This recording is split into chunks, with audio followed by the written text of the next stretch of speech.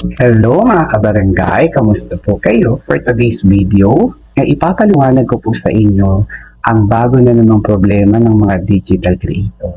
Ito mga nagdaan pong araw ay nabulabog na naman ang Meta World dahil sa mga unoriginal content violation. Opo, tama po kayo ng narinig. Pero ano nga ba ang unoriginal content?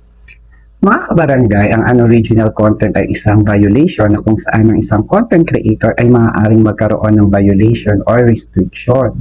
No? Ngunit paano nga ba ito nangyayari at bakit ka nga ba nagkakaroon ng ganitong klase ng violation? Kapag kayo po ay nagre-re-upload ng mga video na hindi po sa inyo, yun po ay unoriginal content or kinopya nyo po lamang yung video na in-upload ninyo, yun po ay maituturing na unoriginal content.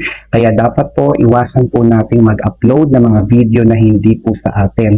Dahil unang-una na po nakasaad sa Content Monetization Policy at Community Standards po ni Meta na dapat ang iyong mga content ay creative, informative, authentic, and original. So, malinaw po, klarong-klaro, original. So, ibig sabihin, dapat original na video ang inyo pong ina-upload at ito ay sa inyo at hindi nyo po kinopya o kinuha lamang sa iba. Kaya kung may mga ganito po kayong klase ng violation na inyo pong nakita sa inyong profile ay alisin o i-delete nyo na po agad. Pero wag po kayong maalarma kung hindi po ito agad nawawala. No? Dahil po ito ay nandoon po lamang sa inyong archive. Pero mawawala din po yan in such perfect time.